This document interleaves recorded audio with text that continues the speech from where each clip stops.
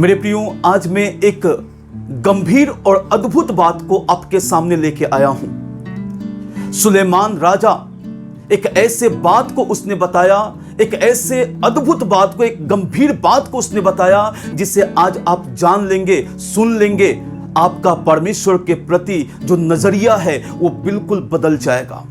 आप परमेश्वर को कहीं से भी मिस नहीं करेंगे, आप परमेश्वर से लिपट जाएंगे। आज मैं उस बात को आपके सामने रखना चाहता हूं। सुलेमान राजा ने नीति वचन 16 अध्याय उसके 25 वचन में कहा, एक ऐसा भी मार्ग है जो मनुष्य को सीधा देख पड़ता है, परंतु उसके अंत में मृत्यु ही मिलती है। जी हां मेरे प्रियो, सुलेमान राजा एक ऐसे मार्ग पे उसने चलना शुरू कर दिया था जो जीवन की ओर नहीं, मृत्यु की ओर उसे लेके जा रहा था। जी हां मेरे प्रियो, और जितने मसीही हैं, जितने बाइबल पढ़ते हैं, इस बात को वो अच्छी तरह से जानते हैं सुलेमान राजा किस मार्ग पे उसने चलना शुरू कर दिया था।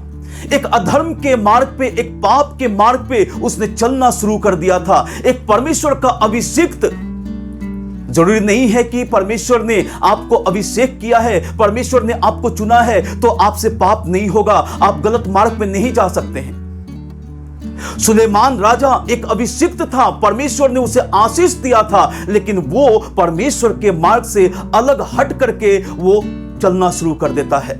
और उसने जब सारे कामों को किया, अधर्म और पाप में वो डूब करके उसने देखा, और जब उसने देखा तो मैं आपको बताना चाहता हूं, उसने सारे लोगों को इस बात को बताया, उसने एक्सपीरियंस करके सारे लोगों को इस बात को बताया। सबोपदेशक पहला अध्याय उसके 14 वचन में मैं इस वचन को पढ़ना चाहता हूं।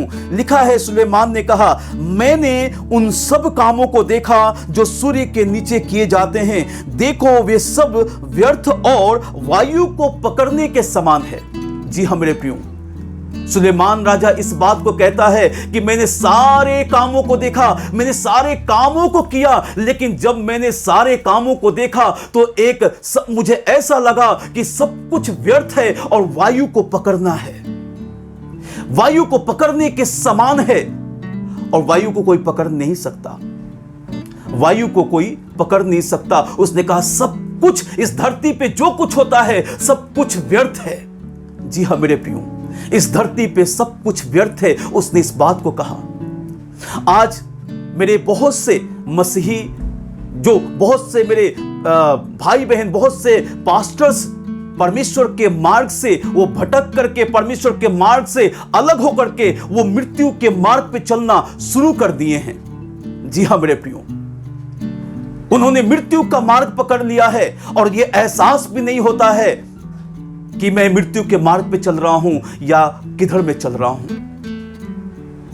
मैं एक घटना को बताना चाहता हूं।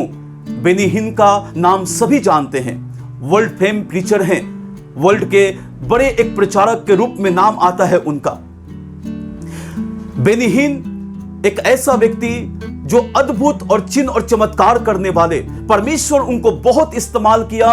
उनके जीवन से लंगड़े चलना, अंधे देखना, गूंगे बोलना, बहरे सुनना, मुर्दे जिंदा होना, सारे मिरेकल्स, दुष्ट आत्माएं निकलना, सारे मिरेकल्स उनके जीवन से किए जा रहे थे। और वो इतना इन चीजों में फंस गए थे कि परमेश्वर के इच्छा के अनुसार कुछ चीजें उनके जीवन से नहीं हो रही थी। इंग्लैंड में उनको अटैक आया और इंग्लैंड में बेनी हिन ने एक दर्शन देखा। दर्शन ये देखा कि स्वर्ग से एक सीढ़ी उतर रही है और सारे लोग उस सीढ़ी से स्वर्ग की ओर जा रहे हैं, और बेनी हिन भी उस सीढ़ी से होकर के स्वर्ग की ओर जा रहे हैं। प्रभु यीशु मसीह लोगों का न्याय कर रहे थे। उस समय जब वो देखते हैं कि उसमें अधिकतर पास्टर और प्रचारक, बिशप, रेवरेंट, ये सारे लोग उस कतार में हैं और वे लोग डाले जा रहे हैं नरक के आग में, वे लोग डाले जा रहे हैं। जब ये पहुंचते हैं, यीशु मसीह पीठ दिखा के वो खड़े हो गए और कुछ देर तक वहां पे सारा माहौल साइलेंट हो गया। उसके बाद कुछ देर के बाद प्रभु यीशु मसीह प्रभु यीशु मसीह उन्होंने इस बात को बताया बेनिहिन ने। कुछ देर के बाद प्रभु यीशु मसीह मेरी ओर घूमते हैं और उन्होंने कहा कि बेनी, मैं दोबारा फिर से तुमको भेजता हूं, जाओ और जा करके उद्धार के बारे में लोगों को बताओ। जाओ और लोगों को उद्धार के बारे में बताओ, चंगाई नहीं, उद्धार के बारे में लोगों को बताओ। जी हाँ मेरे प्रियो, आज लोग अपने मकसद से भटक चुके हैं। जो परमेश्वर का राज्य है, जो परमेश्वर के राज्य के बारे में प्रचार करना है, आज उस मकसद से लोग भटक चुके हैं। आज लोग चिन्ह और चमत्कार, आशीषें, बस इसमें उलझ करके रह गए हैं। आप सोचिए कि वो हर एक व्यक्ति चिन्ह और चमत्कार उसके जीवन में हो जाएगा। हर एक व्यक्ति के जीवन में बड़े बड़े आश्चर्य क्रम हो जाएंगे, लेकिन वो व्यक्ति एक दिन नरक के आग में डाल दिया जाएगा और साथ साथ में वो लोग भी डाल दिए जाएंगे जो उनको टीचिंग दे रहे हैं, जो उनको सिर्फ चिन्ह और चमत्कारों के बारे में ही सिखा रहे हैं। मैं चिन्ह और चमत्कारों के विरोध में नहीं हूं। मेरे भी जीवन से चिन्ह और चमत्कार होते हैं।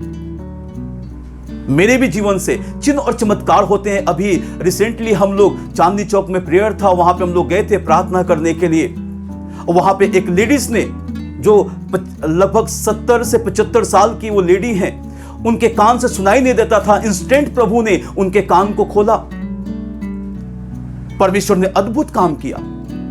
मैं चिन्ह और चमत्कार के विरोध में नहीं हूं, लेकिन सिर्फ केवल चिन्ह और चमत्कार के ही बारे में प्रचार किया जाए, सिर्फ उसी के बारे में बताया जाए लोगों को, यह गलत है।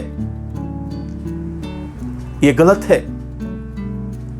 हम खुद तो नरक की आग की ओर जा ही रहे हैं और बहुतों को भी हम लेके जा रहे हैं। आज बस मैं यही कहना चाहता हूं कि हर एक व्यक्ति सोचे और विचार करे। हर एक व्यक्ति अपने उस सही मार्ग पे आए, वो जो मार्ग परमेश्वर दिखाता है, उस मार्ग पे वो चलना शुरू करे। क्योंकि सुलेमान ने एक्सपीरियंस करके इस बात को बताया, एक ऐसा भी मार्ग है जो मनुष्य को अच्छा लगता है ना, अच्छा लगता है। किसको नेम और फेम अच्छा नहीं लगता? हर किसी को नेम फेम अच्छा लगता है। कौन नहीं चाहता कि मैं प्रसिद्ध हो जाऊं? हर एक व्यक्ति चाहता है। लेकिन जिसे परमेश्वर प्रसिद्ध करे, जिसे परमेश्वर उठाए, उसको कोई गिरा नहीं सकता। आज लोग बिना परमेश्वर के वेट किए, है ना, आज लोग चाहते हैं कि मेरा नेम और फेम बढ़ जाए, मीडिया में मेरा नाम हो, पूरे वर्ल्ड में मेरा नाम हो, लोग मुझे जाने, हीलर के रूप में, प्रोफेट के रूप में लोग मुझे जाने, यीशु को जाने या ना जाने, लोग मुझे जाने कि I am prophet, I am healer. मेरे प्रियो, मैं आगाह करना चाहता हूं, जिस मार्ग पे आप चल रहे हैं, क्या आप जानते हैं? आप जानते हैं कि वो मार्ग जीवन की ओर जा रहा है? बहुत अच्छा है। अगर नहीं जानते, आप प्रार्थना में बैठे हैं, प्रार्थना करें और प्रभु से अगुवाई को मांगते हुए आगे बढ़ें।